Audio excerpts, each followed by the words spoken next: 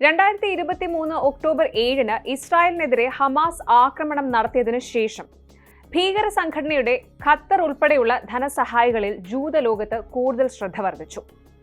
Academic മേഖലയിലും മറ്റും നൽകുന്ന ഗണ്യമായ സംഭാവനകളിലൂടെ ഗൾഫ് രാജ്യത്തിന്റെ സ്വാധീനത്തെ ലോകം മുഴുവൻ ശ്രദ്ധിച്ചു.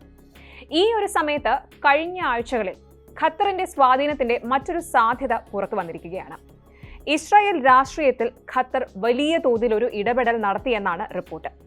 ഒക്ടോബർ 7-ലെ ആക്രമണം ആസൂത്രണം ചെയ്യുമ്പോൾ ഹമാസിന് ധനസഹായം നൽകിയ രാജ്യമായ ഖത്തറിന് വേണ്ടി പ്രധാനമന്ത്രി ബെന്യാമിൻ നെതന്യാഹുവിന്റെ അടുത്ത സഹായികളായ യൊനാറ്റൻ യൂറിച്ചും എലി ഫെൽസ്റ്റൈനും നേരിട്ടോ അല്ലാതെയോ പ്രവർത്തിച്ചിട്ടുണ്ടെന്ന് തെളിവുകൾ ലഭിച്ചു. ഖത്തർ ഗേറ്റ് എന്നറിയപ്പെടുന്ന ഈ അഴിമതിയുടെ പടുകുഴിയിലേക്ക് വീണിരിക്കുകയാണ് ഇസ്രായേൽ. പ്രധാനമന്ത്രി ബെന്യാമിൻ നെതന്യാഹുവിന്റെ മുൻ മുഖ്യ സഹായി എലിസർ ഫെൽസ്റ്റൈനിനെ ചുറ്റിപ്പറ്റിയാണ് അന്വേഷണം പുരോഗമിക്കുന്നത്. വിദേശ മാധ്യമങ്ങൾക്ക് രഹസ്യരേഖകൾ ചോർത്തി നൽകിയതിനും തെറ്റായ വിവരങ്ങൾ തടയുന്നതിന്റെ മറവിൽ നെതന്യാഹുവിന്റെ അനുമതിയോടെ സർക്കാർ ഓഫീസുകളിൽ നിന്ന് വിവരങ്ങൾ ചോർത്തിയതിനും 2024 നവംബറിൽ അദ്ദേഹത്തെ അറസ്റ്റ് ചെയ്തിരുന്നു. അന്വേഷണത്തിൽ ഫെൽസ്റ്റൈന്റെ ഖത്തറുമായുള്ള ബന്ധവും തെളിഞ്ഞു.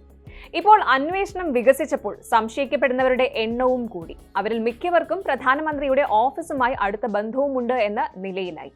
നെതന്യാഹു സംശയനിഴലിലും. അതിനും കാരണങ്ങൾ നിരവധി. ഇസ്രായേലിന്റെ വിദേശ ആഭ്യന്തര നയങ്ങളെക്കുറിച്ചുള്ള വ്യാജ വാർത്തകളെ ചെറുക്കാൻ നെതന്യാഹുവിന്റെ അനുമതിയോടെയാണ് ഇവർ പ്രവർത്തിച്ചതെന്ന് ആരോപിക്കപ്പെടുന്നു. ഖത്തർ ഗേറ്റിനെ കുറിച്ചുള്ള നിയമപാലകരുടെ അന്വേഷണം തടസ്സപ്പെടുത്താനുള്ള നെതന്യാഹുവിന്റെ ആഗ്രഹമാണ് അറ്റോർണി ജനറൽ ഗാലി ബെയറഫ് മിറിയെയും അതുപോലെ ഷിൻബെറ്റ് മേധാവി റോണൻ ബാറിനെയും പുറത്താക്കാനുള്ള അദ്ദേഹത്തിന്റെ സമീപകാല തീവ്രമായ ശ്രമങ്ങൾക്ക് കാരണമെന്ന് പരാമർശിക്കപ്പെടുകയും ചെയ്യുന്നു. ഈ അന്വേഷണം രാഷ്ട്രീയ പ്രേരിതമാണെന്നും 2 സഹായികളുടെ അറസ്റ്റിനെ നെതന്യാഹു അപലപിക്കുകയും ചെയ്തിട്ടുണ്ട്. ഇത് ശരിക്കും സംശയാസ്പദമാണെന്ന് പറയപ്പെടുന്നു.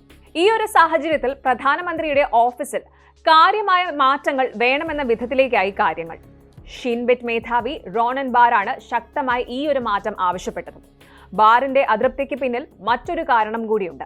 1 വർഷത്തിലേറെയായി ഹമാസുമായി ഇസ്രായേലിന്റെ ഔദ്യോഗിക ചർച്ചാ സംഘത്തെ നയിച്ച അദ്ദേഹം നിരന്തരം വിമർശനങ്ങൾ നേരിട്ടു. പ്രത്യേകിച്ച് ചർച്ചകൾ എങ്ങും എത്താതെ ഇരുന്നപ്പോൾ പ്രധാനമന്ത്രിയുടെ ഓഫീസ് സ്വന്തം നിലയ്ക്ക് നയതന്ത്ര നീക്കങ്ങൾ നടത്തുന്നുണ്ടെന്ന് കണ്ടെത്തിയപ്പോൾ അദ്ദേഹത്തെ അവർ പുറത്താക്കി. ഖത്തർ ഗേറ്റ് എന്ന പദം ആദ്യമായി ഉപയോഗിച്ചതും ബാറാണ്. ഖത്തർ ഗേറ്റ് കേസിൽ നെതന്യാഹു മൊഴി നൽകിയതായി തിങ്കളാഴ്ച മാധ്യമങ്ങൾ റിപ്പോർട്ട് ചെയ്തിരുന്നു. എന്നാൽ സംശയിക്കപ്പെടുന്ന ആളായിട്ടല്ല, മറിച്ച് അറിവുള്ള സാക്ഷിയായിട്ടാണ് അദ്ദേഹത്തെ വിശേഷിപ്പിച്ചിരിക്കുന്നത്. അഴിമതി ആരോപണങ്ങൾ നേരിടുന്ന നെതന്യാഹു അത് അദ്ദേഹം നിഷേധിക്കുന്നുണ്ടെങ്കിലും നിലവിൽ വിചാരണയിലാണ്. ഏതായാലും ഈ അറസ്റ്റുകൾ ശരിക്കും ഇസ്രായേലിൽ രാഷ്ട്രീയ സംഘർഷങ്ങൾ വർദ്ധിപ്പിച്ചിട്ടുണ്ട്. രാജ്യത്തുടനീളം പ്രതിഷേധങ്ങൾക്ക് വീണ്ടും തിരികൊളുത്തി. ഗാസയിലെ യുദ്ധം നീളുകയും അതുപോലെ സങ്കീർണതകൾ വർദ്ധിക്കുകയും ചെയ്ത സാഹചര്യത്തിൽ അധികാരം നിലനിർത്താൻ നെതന്യാഹു പാടുപെടും. ഇസ്രായേൽ പ്രധാനമന്ത്രിയുടെ ഓഫീസിനെയും മുഴുവൻ ഇസ്രായേൽ രാഷ്ട്രീയ മേഖലയെയും പിടിച്ചുകുലുക്കിയ ഈ അഴിമതിയിൽ മുങ്ങാതിരിക്കാൻ നെതന്യാഹു ശരിക്കും വിയർക്കും. നിലനിൽപ്പ് മുന്നിൽ കണ്ടുള്ള അദ്ദേഹത്തിന്റെ നീക്കങ്ങളാണ് ഇപ്പോൾ ലോകം ചർച്ച ചെയ്യുന്നത്.